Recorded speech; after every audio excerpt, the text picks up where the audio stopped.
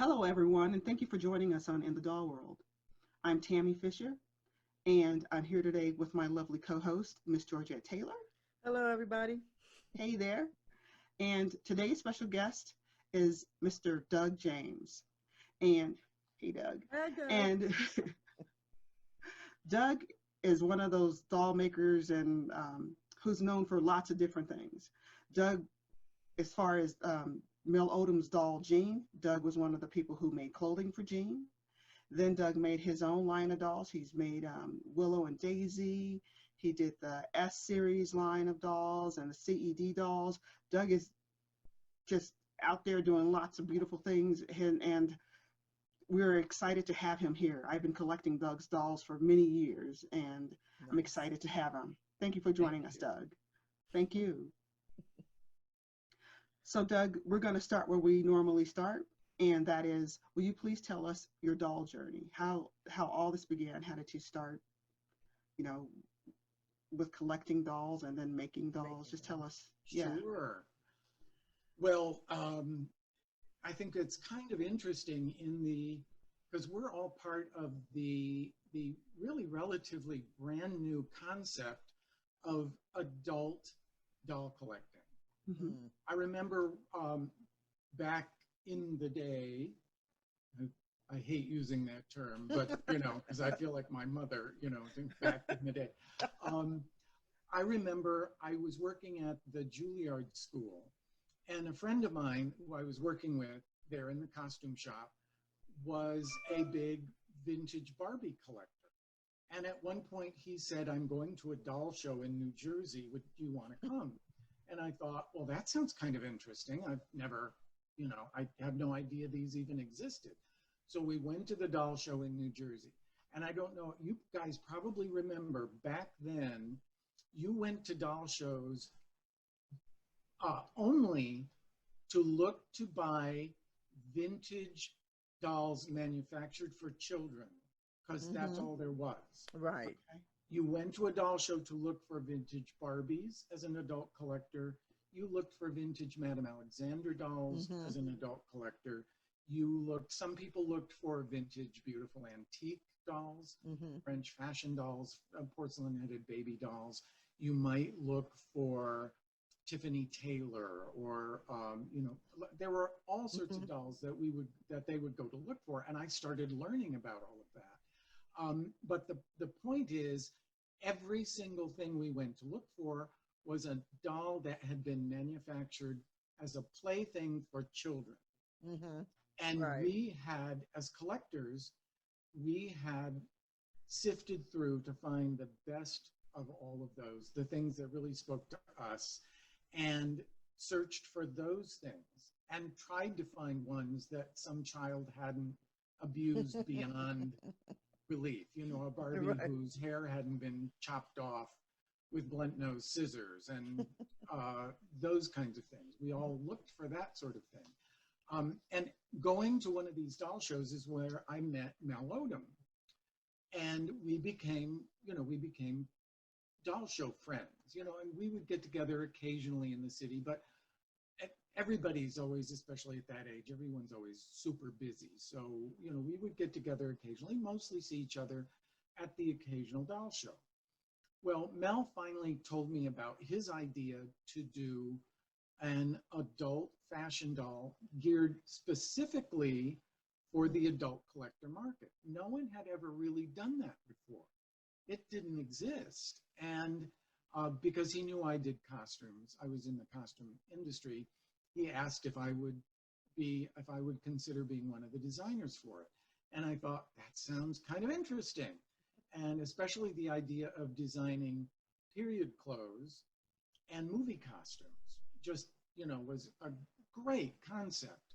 So, we kind of, Mel had a very specific idea of what he wanted this doll Jean to be.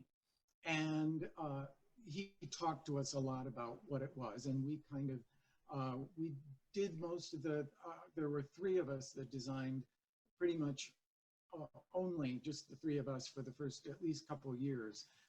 And the interesting thing about Jean was that Mel really was, and now if you talk to Mel, he might have a different memory of this. So this is just my memory of this. Mel was a Barbie collector, a vintage Barbie collector. And so if you think about it, Jean was sort of a 15-inch Barbie. She had the original Jean, body very similar to Barbie, a little bigger, straight legs, straight arms, jointed at the shoulders, at the hips, and at the neck. And as a fashion doll, everyone was used to that for Barbie. That's what Barbie was. And Barbie was simply a fashion mannequin, which is kind of what attracted all of us to Barbie originally, were the spectacularly beautiful clothes, all made in Japan in the early 60s. So that was the concept of Jean. Again, just a beautiful fashion mannequin. And that kind of rolled along. And as Jean kind of rolled along, they eventually decided they would add a knee joint. But I also remember people were very used to Barbie and to the original Jean, and they liked the fact that there weren't joints. People at that point, all the early collectors thought joints were ugly. Now, joints had existed before, but with playline dolls. In the 50s, there was a doll called Dollikin that was completely jointed. That was a wonderful doll. As a matter of fact, many parts of that doll were inspiration for our CED dolls. And there were other dolls that had various joints, but they were all playline dolls. And some of the joints were more successful than others. And it hadn't kind of bled up into our area of high-end adult fashion doll collecting. So let me stop you there for a sec, because I did not, in your introduction, I did not mention that, and that's really important.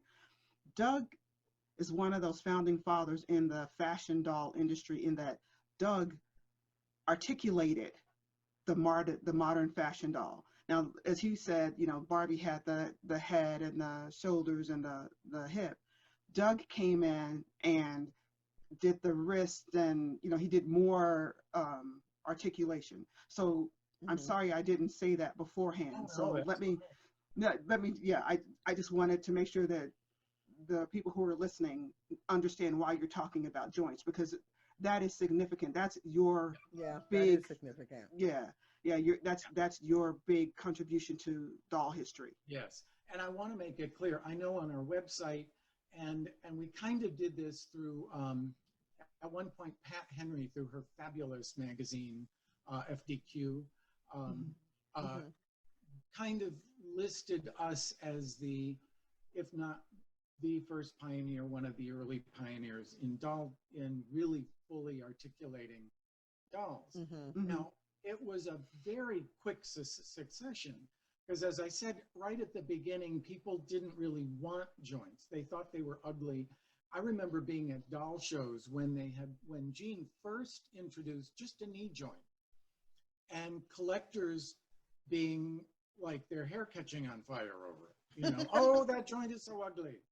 Oh, I'll only buy, and if I don't know if you remember this, Ashton Drake only put the knee joint on dolls where it wouldn't show, if they were in long dresses or somehow in pants. We didn't do very many dolls in pants at the beginning. But there were a lot of ball gowns and stuff like that. Because they were afraid that collectors would not like the joints, and collectors were very vocal to us about saying, no, we think they're ugly, we don't want them. So, but they were slowly creeping in. And as I said before, in the past, playline dolls had joints, but I think adult collectors were a little not sure of how they felt about those dolls. And now that there was finally a doll geared right toward the adult collector, they started to look at the playline dolls a little bit more with disdain. We don't need to collect that anymore. Now we have something for ourselves. And right at that point, in really rapid succession, Tonner came out with Tyler Wentworth. And I think Tyler, like Jean, I think started out straight legs, straight arms, simple jointing. Tyler very quickly got a knee joint as well. Right in that time period, and this all was within just a very few years. I now think, oh my God, how did all that happen so fast? Laura Meisner and I had both been working on the Gene project. She actually approached me and said, why don't we do a project of our own? Because we understood that Gene was Mel's. Gene would always be Mel's, and we were very happy to work on it. It was, you know, a real privilege to be able to work on something kind of so groundbreaking and to have the freedom we had to design. Because for the most part, Mel would give us a general idea of something, or maybe even Joan Green from Ashton Drake would give us an idea of something she'd like us to do. Like at one point, they just asked me if I would do a cowgirl. So I did. I think it was called Shooting Star. But that was really their, you know, their whole thing was do a cowgirl, so, which was great because that gave me very little restriction. But she said, well, let's do something of our own that's completely different. And that's when we began working on Willow and Daisy. At the same time, we were doing work for Gene. And we developed Willow and Daisy on our own. Once we got the concept ready, a whole set of outfits, a lot of the graphic design and everything, we began shopping it to companies, and it went to Knickerbocker, who we were they had promised us. By this time, Gene, this was about maybe by the second or third year of Gene, and everyone was used to at least Gene having knee joints. They now were used to the knee joints. And Knickerbocker promised us that the very first Willow and Daisies would have at the very least knee joints, and I wanted elbow joints as well. And they promised us we would have that. And then when production happened, they realized it was too expensive and they just didn't do it, which we were very disappointed at. And then after the second year of Willow and Daisy, Knickerbocker declared bankruptcy. We had, you know, problems with them. We were, and that's when we decided to go off completely on our own, and we started our own company. I would just want to say something quick about Willow and Daisy. Willow and Daisy are important if you look at the history of fashion dolls and the way they're dressed. Willow and Daisy's their wardrobe was spectacular. Thank you. And you still see people putting Willow and Daisy clothing on newer dolls. We've seen Joseph Zekaris and his new line of the Glamour Oz dolls sometimes have Willow and Daisy outfits. I'm a lover of yours, Doug. And fangirling again. Doug. Yeah, I mean, yeah. So just for the audience, because Willow and Daisy were made a while ago, a lot of people might not know about them. You should check them out. Willow and Daisy, I mean, just spectacular. Their clothing. Well, yes. And I also wanted to talk a little bit about Willow and Daisy, which I don't know if many people really kind of either know this or there's no reason why they would. We were very, very particular with Willow and Daisy that we wanted to we didn't want there to be one lead doll. The whole concept of through our more modern doll concepts, there had been the concept of Barbie. And Barbie is the lead doll. Right. And she eventually had friends who were always lesser characters. You know, not that they were degraded or anything, but they were always lesser than the lead doll. There was Jean, who eventually had friends and eventually had a black friend, but Jean was always the lead doll. I particularly, Laura and I both, wanted there to be the two girls together, one Indian, one Caucasian, and there was no lead doll. They were both absolutely equal, and the storyline that they were brought up as sisters, their fathers co-owning a big department store in London. That was sort of the subtle message we wanted to send, is that that just sort of there isn't any one doll more important than the other one. The white doll isn't more important than her eventual black friend, or her eventual Hispanic friend, or her eventual Asian friend. That right out of the gate, both of these two characters were like sisters and equal. And then we continued that even more into the CED line, where again, we wanted a concept that wasn't, oh, this is a doll, her name is Gladys, and she's white and glamorous, and she may have down the line some friends who, you know, who worship her because she's the best. We wanted to find a concept that would entail a group of women of all different types, one of which is not more important than the other. And that was, those were the concepts behind both Willow and Daisy and CED, although we never really talked about it very much. Yeah, I think it was clear from the standpoint. Let it happen. Yeah, I think it was clear from the standpoint of a collector. And I'm going to give you a compliment. I was on a friend's page and someone had posted pictures of Constance. And someone said, they were saying, oh, I'm really sad that, you know, he's not, you know, they're not still doing these dolls. And I said, well, we're going to be interviewing Doug pretty soon, and I'll share that information with him. And someone said, Constance is the most beautiful facial mold ever made of a doll. You had somebody who felt that strongly about Constance. We had a sculptor who did, the same sculptor did Constance and did Colin. Oh, Colin, yeah. She's gorgeous too. Colin is gorgeous. Yes. It was just a young sculptor at our factory in China. And the problem with factories in China is they want to be helpful. They want to give you what you want, but it really is a factory. And he just happened to be one of their sculptors. And we had several photographs of beautiful women that we wanted to base both Constance and both Colin on. And we gave the factory, you know, like, oh, here's a front view, here's a side view, here's a back view, here's a view of the top of her head, here's a, you know, we were very specific. And this one, he just happened to be the young man that they gave this assignment to.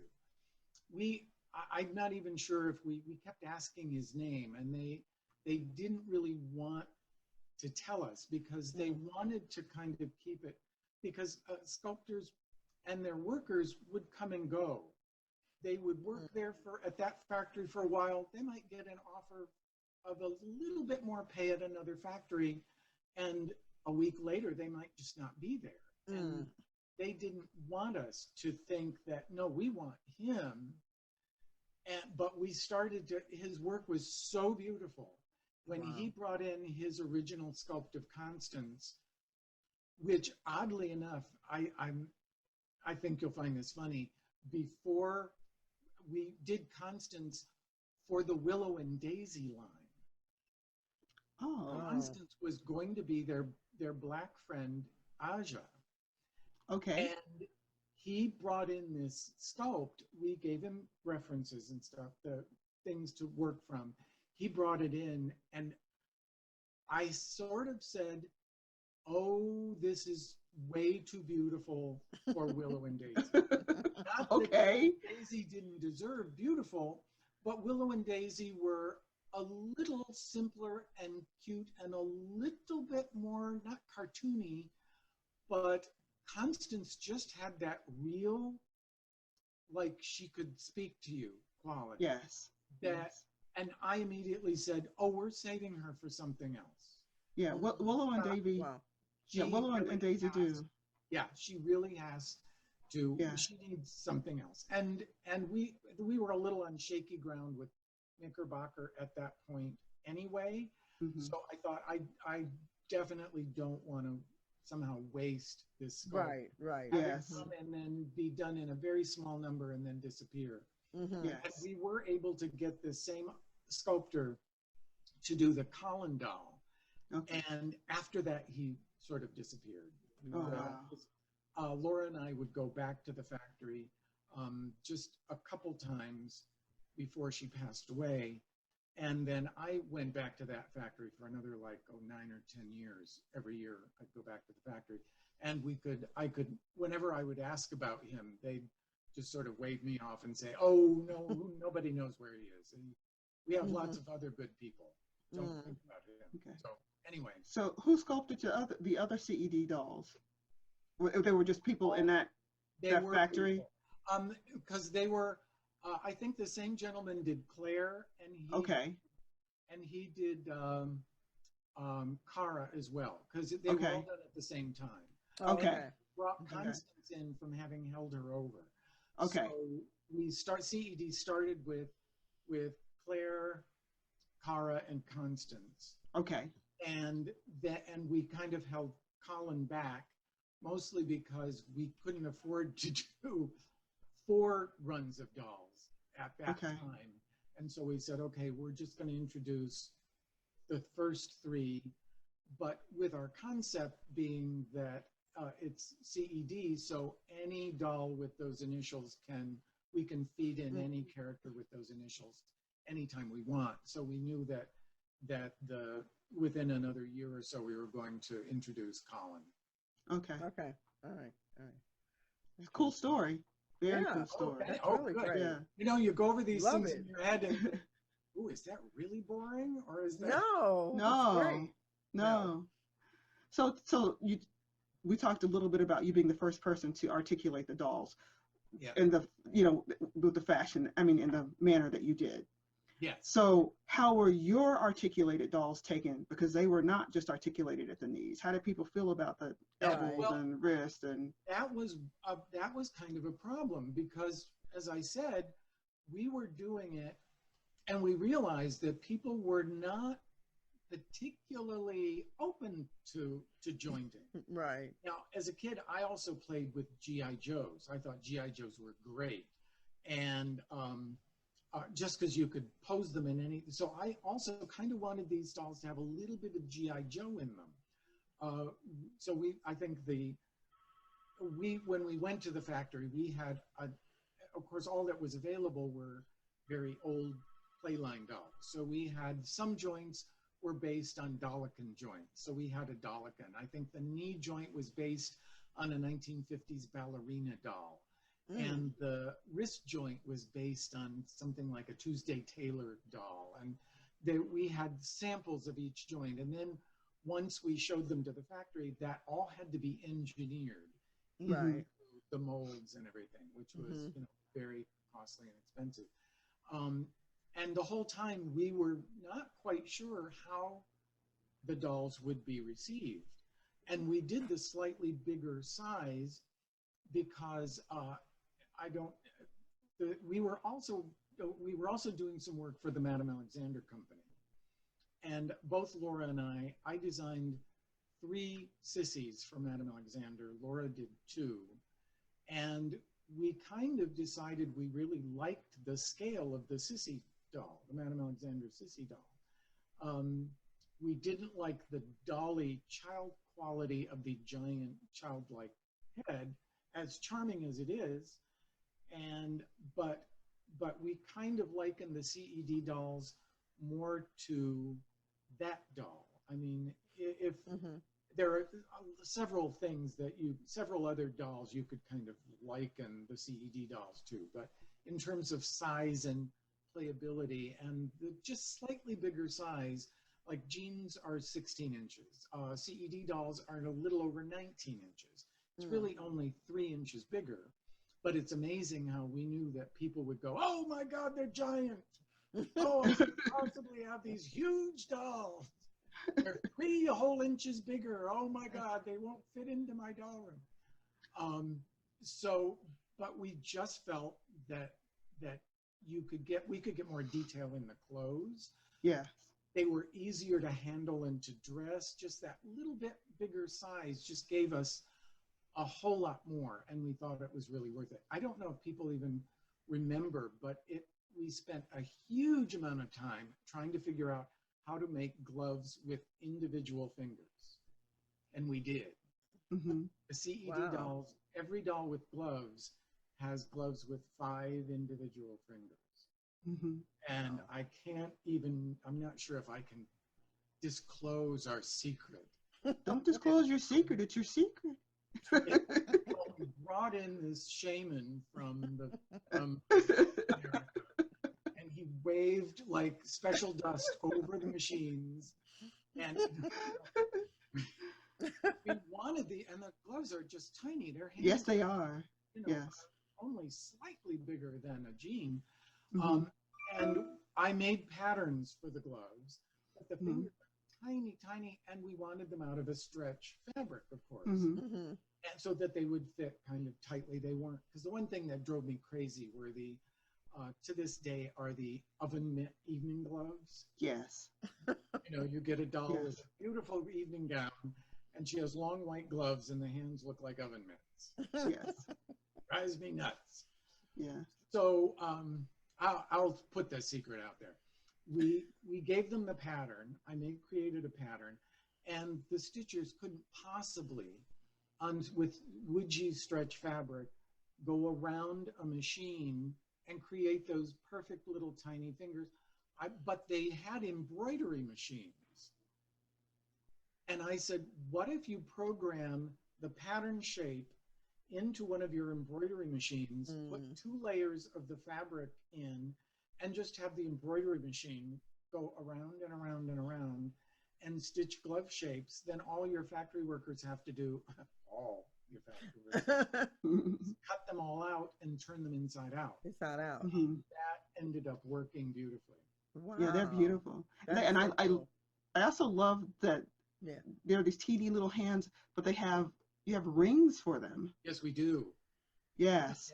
Many of them had rings Yes. with stones. We tried to get Uh-huh. semi-precious stones at one point, and it ended up being like, oh, well, the bill would be $100 a ring. Well, maybe glass is fine. Glass is okay. They'll like Yes. glass just as well.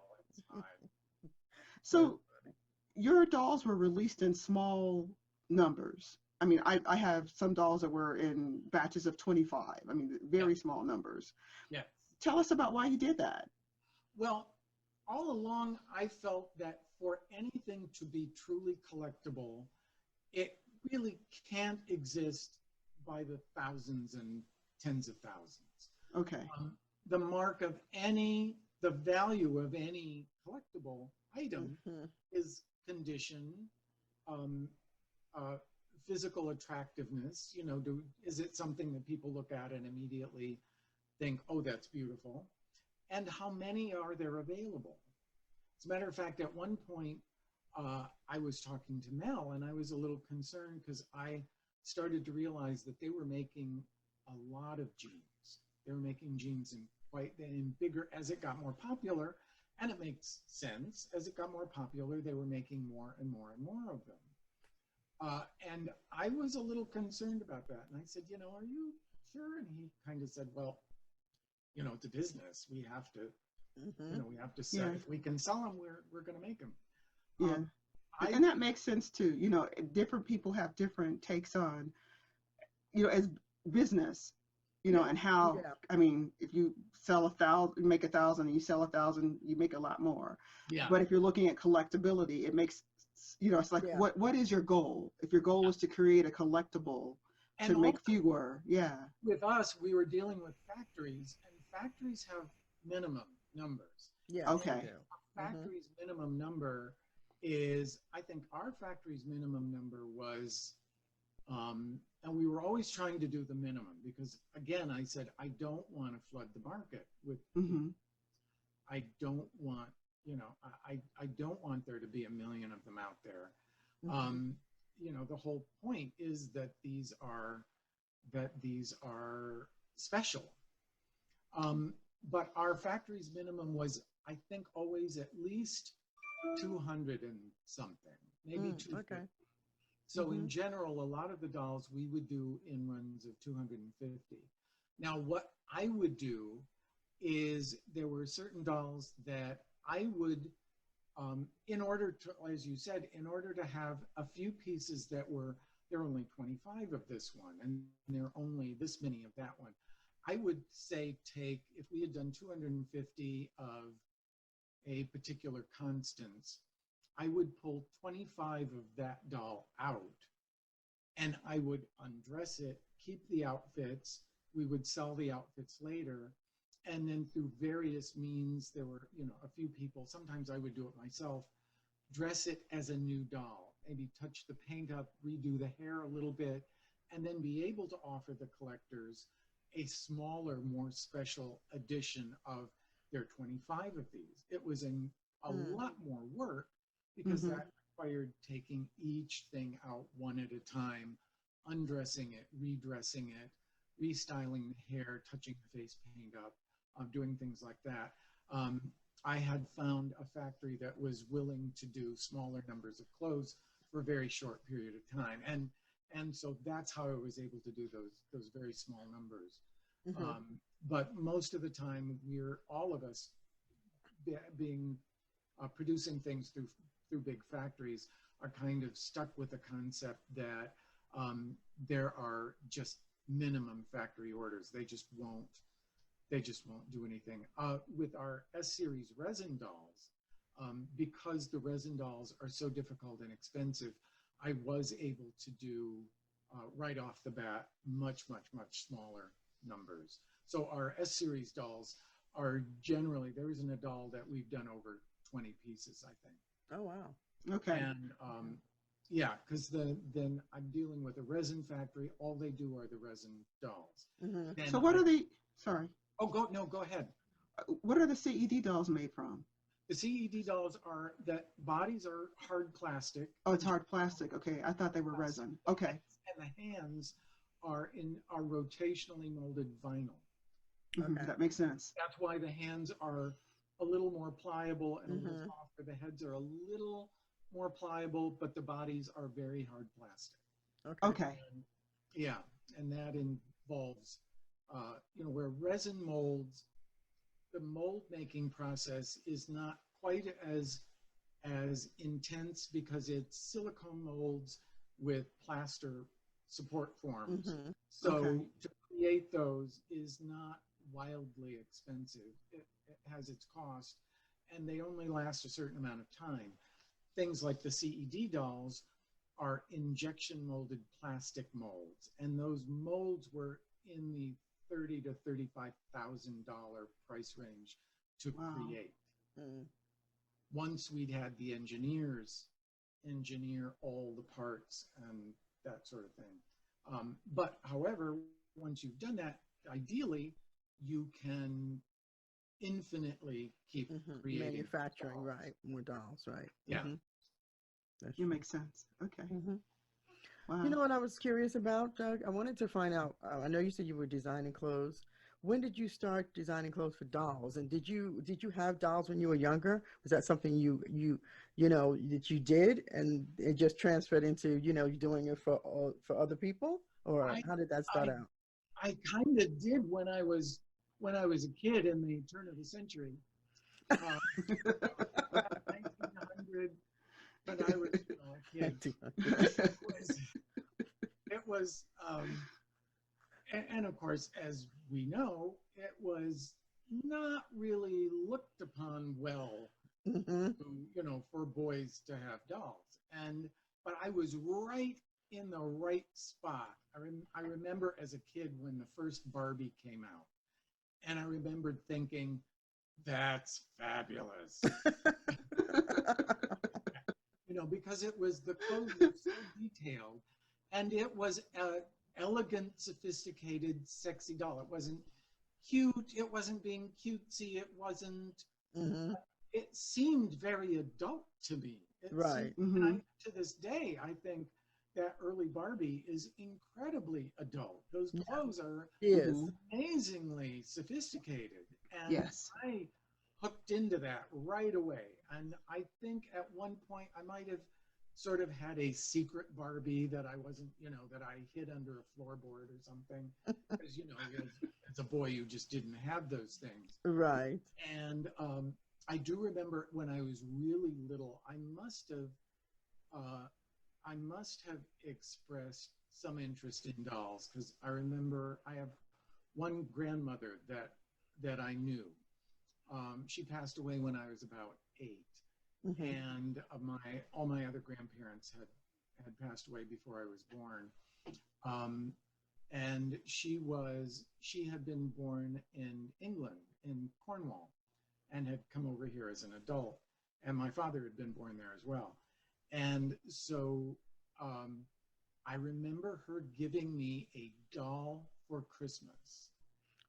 Wow. And thinking back on it, I thought, how special that kind of is, because back then you wouldn't give up. You died before you gave a boy a doll for Christmas. Right. Yes. And, and that somehow she had clued in on that's something that I would really like.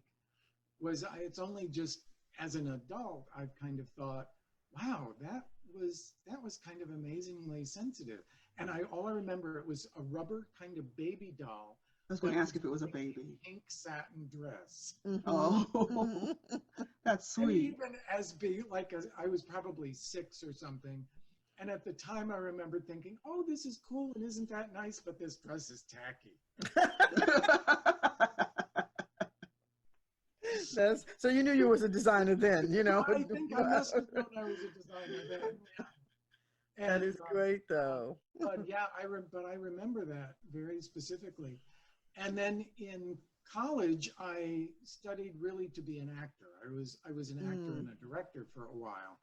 And after college, I went to apprentice at a theater called the Williamstown Theater Festival in Massachusetts. That's kind of a little bit of a prestigious theater. And I ended up in their costume shop. And apparently I had some ability I didn't even realize, because I was just an apprentice. And I remember one of the first things I did was they said, and I think part of this too was that everyone else was kind of lame. I think it wasn't that I was so great.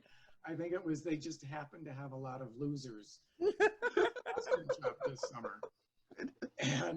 And I was the least bad of them all. The first thing I did was the terrific guy running who was in charge of this first show said, okay, you're going to make this hand-painted silk chiffon dress for Blythe Danner. Oh, wow. And I said, who is Gwyneth Paltrow's mother? Right, yes. Mm-hmm. Okay. And I said, I don't know how to make a silk chiffon dress for Blythe Danner. And he said, I will show you. I will teach you. I will show you. You're going to do it. And I did it. Wow. And not only was it was, we were doing a play called Ring Round the Moon. It's a very romantic French kind of romantic comedy. And Blythe Danner was supposed to be playing this very young ballet dancer. And the dress they talk about in the script as looking like the smoke of bonfires. It's supposed to be ethereal and beautiful. It was all painted silk chiffon. And Blythe Danner happened to be pregnant with her son at the time. And when they began rehearsals, she looked pretty good. She didn't look pregnant. By the time the show went to open, she looked like she was hiding a watermelon under her dress. And so part of my making this dress wasn't just I'm making a dress for the first time. I'm making a dress and we have to hide her pregnancy. Wow. So that was something else I learned from, just this trial by fire. Then right after that, I decided I would move to New York. Some other friends were going. And a contact at Williamstown had said, someone I worked with that summer said, if you need work when you get to New York, go to the Brooks Van Horn costume shop and use my name and tell them I recommend you. And I did. So I got to New York, I went to Brooks Van Horn, and for the first 3 months, I made elephant blankets for the Ringling Brothers Circus. Wow. Specifically, I saw mirrors, little tiny plexiglass mirrors on the words, on the letters that spelled out jumbo. Two Okay. sides of a giant elephant blanket. Wow. And that just started my working in costumes. Costumes, yeah. And that sort of thing. And then I from there I went and got a job at Juilliard School and was working in Juilliard. Now I was kind of going off back, and I was doing acting jobs, and I was kind of coming back and forth. And when I would come back to New York, I would go back to doing costume work, kind of like a waiting tables job. Right. I actually tried being a waiter once, and I was so bad. They asked me not to come back after one night. And so I have huge respect for waitresses and waiters. I always, so, because I know how hard it is. But that kind of started my costume thing. Okay. And then I met Mel. Nice. And, Mel was the one that suggested, oh, would you be interested in designing clothes for Jean? And that's what started all of that.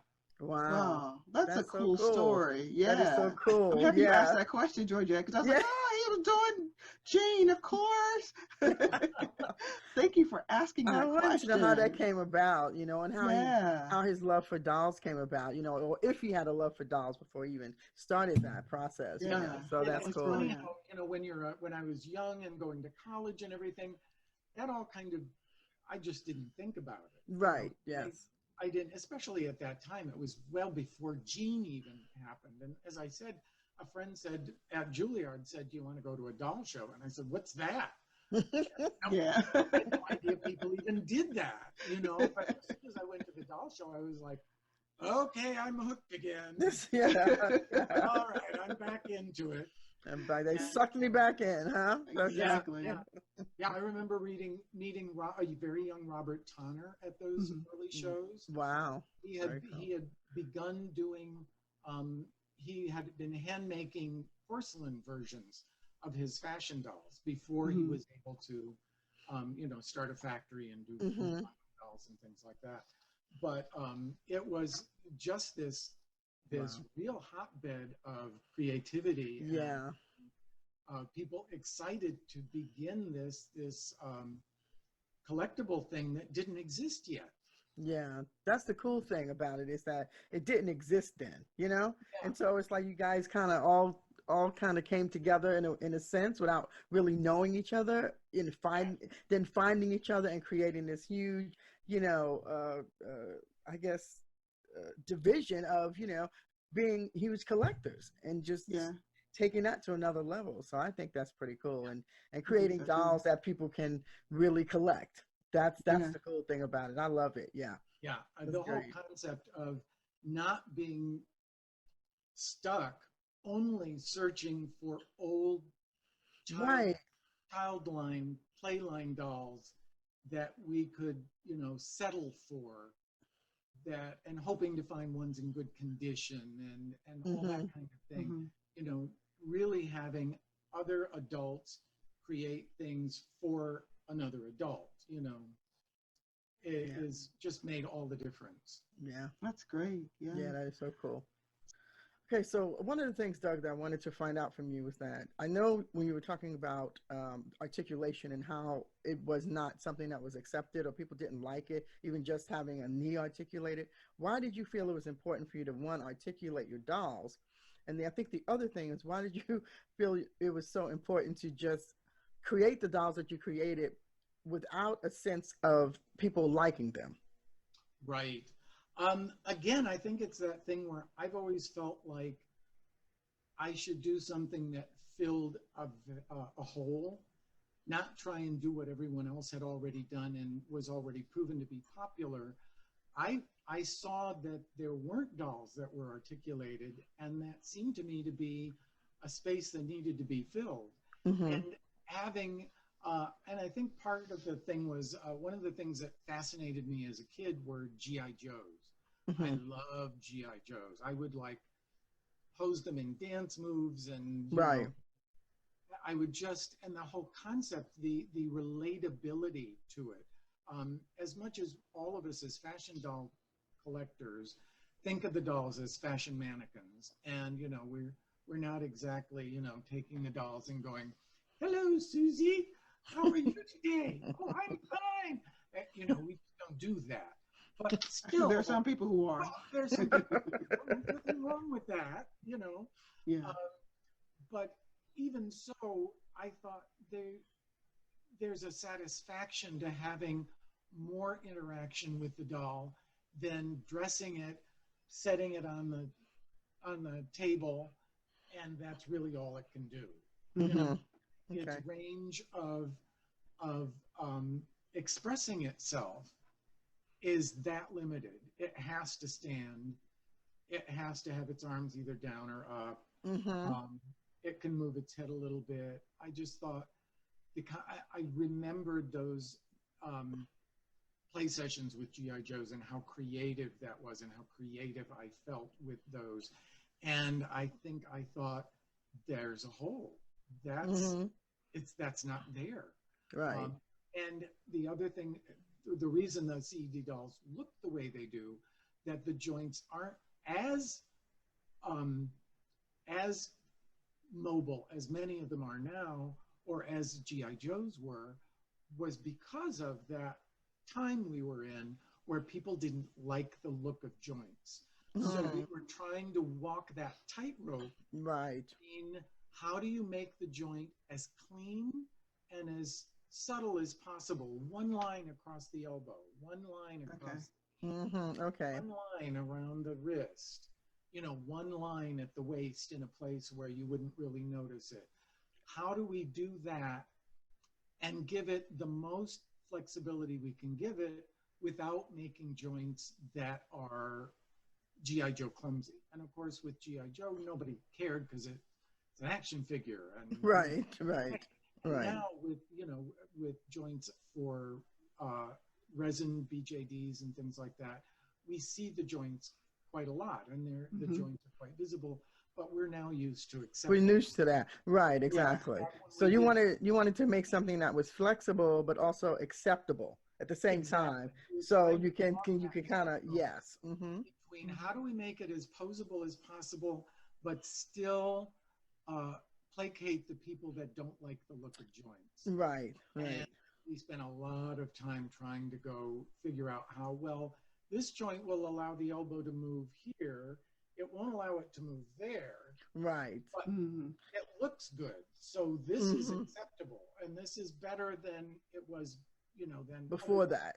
Right. So so that's how we came to the jointing and that particular kind of jointing. Interesting. How many articulation points did you have when you first started? In the CED dolls? Yes. We had it's jointed at the neck, at the shoulder, at the bicep, at the elbow, at the wrist, at the waist, at the hips, and at the knees. So and I particularly didn't put an ankle joint in because I thought, number one, they're fashion dolls. I think legs and ankles are really pretty. And I thought this doll isn't going to wear boots and flats and things. It's always going to be in heels. And we're going to often see the ankle. And that's where I just didn't think an ankle joint would give us anything.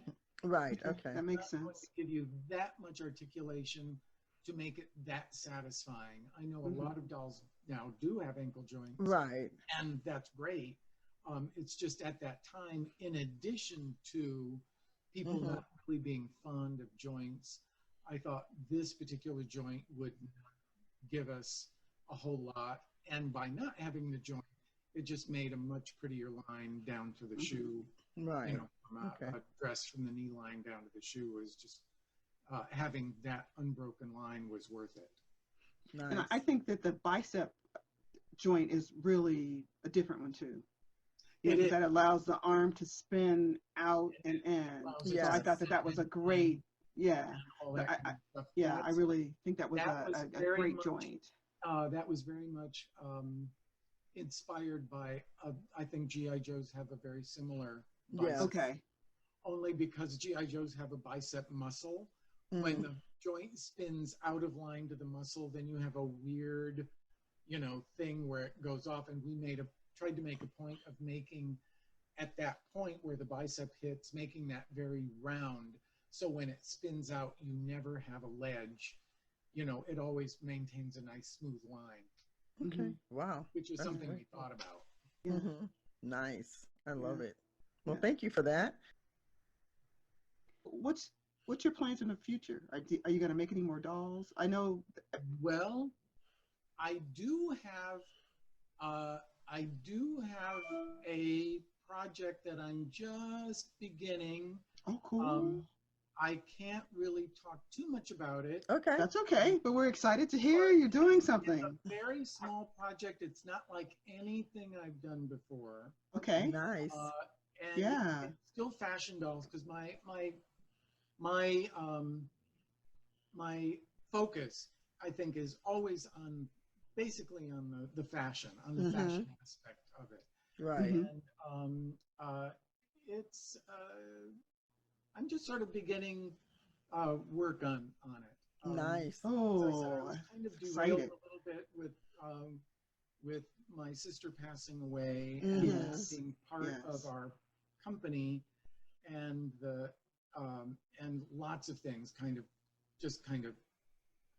put me back, and with everything that's been going on. I mean, Right. the COVID thing, Yes. and it's just enough to create a little stress and makes you want to just kind of go into your house, close the door, nail it Yeah. shut, Yeah, it was shut. Okay. and Yeah.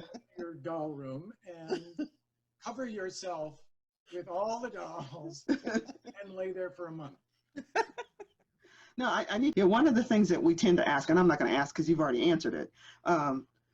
We ask our people that we interview, are you able to make a living with your art? And you explained, you know, I've had decades of living, you know, making a living as an artist. Yeah. And we ask that question because we really want to promote the importance of being able to make a living at your passion.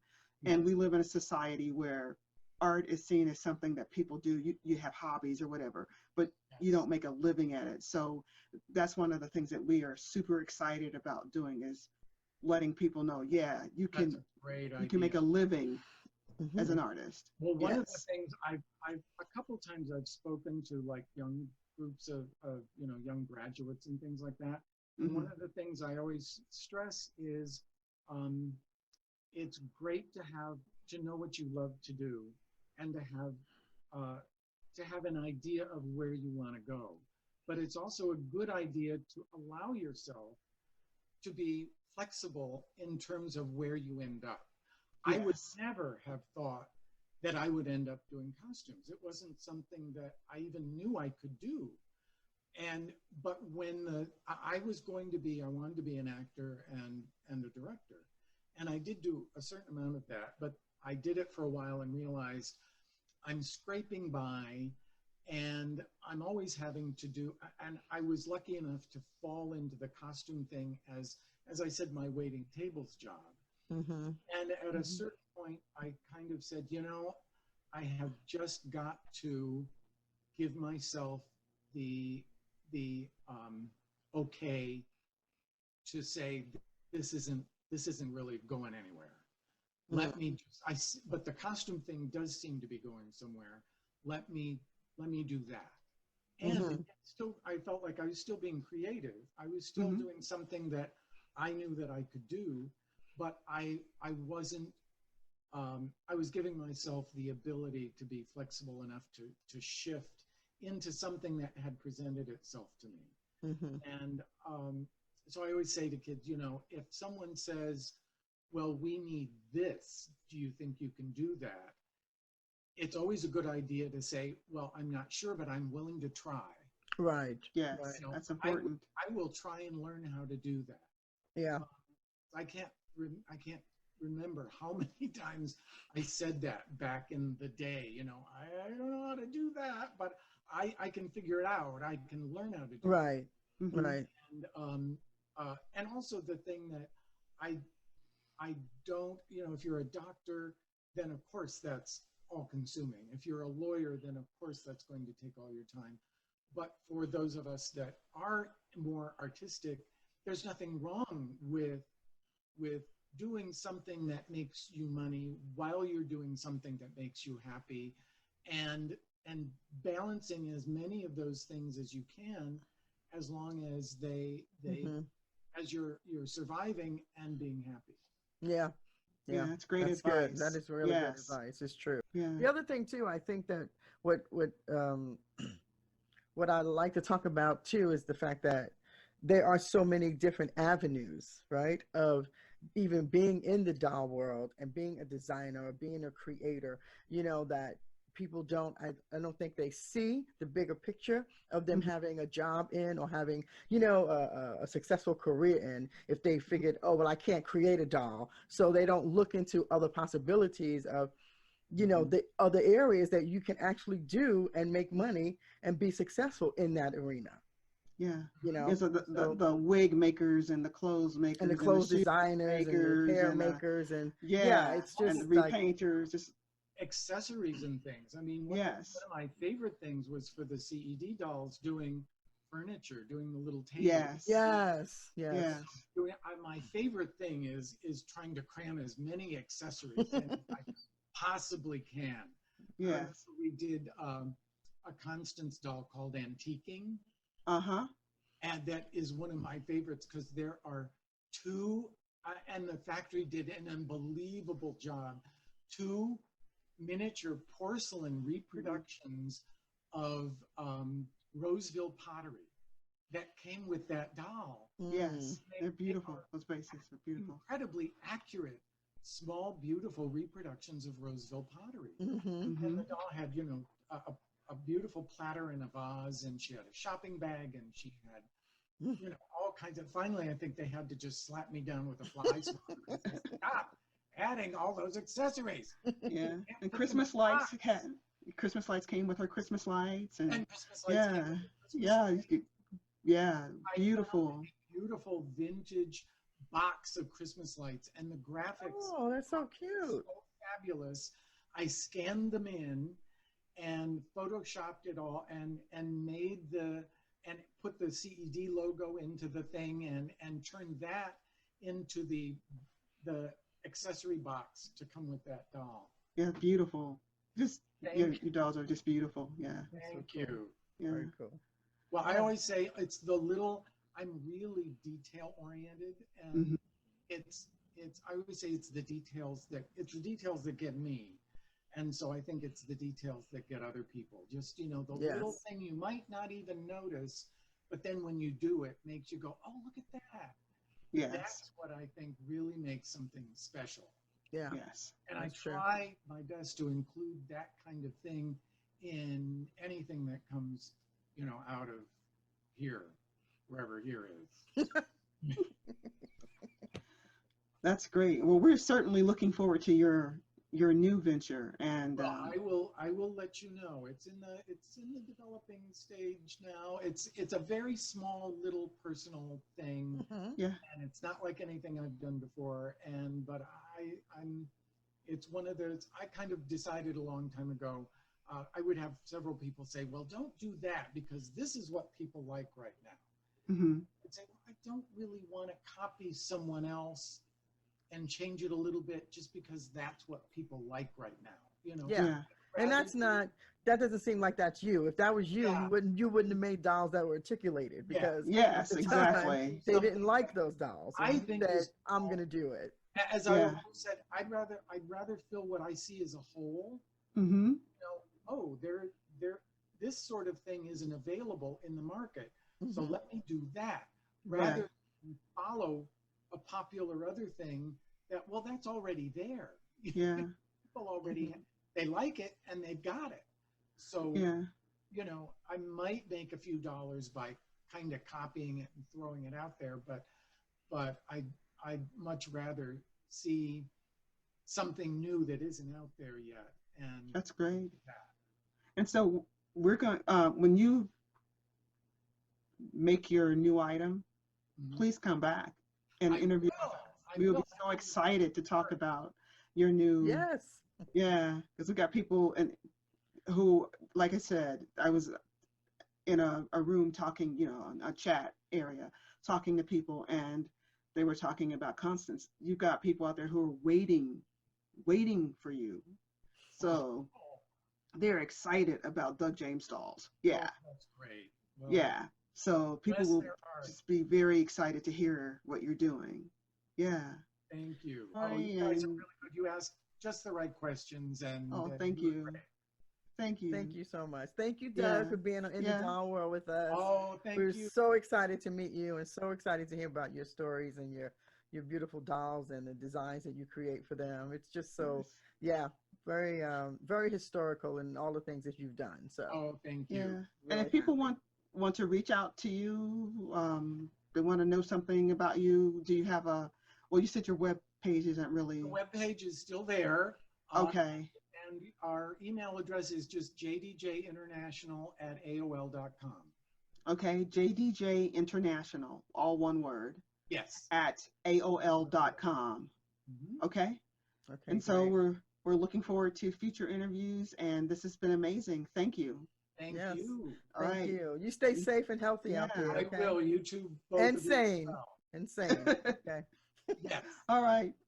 Take care. Okay, love. Okay, Okay. All right. Okay, Bye-bye. Bye-bye.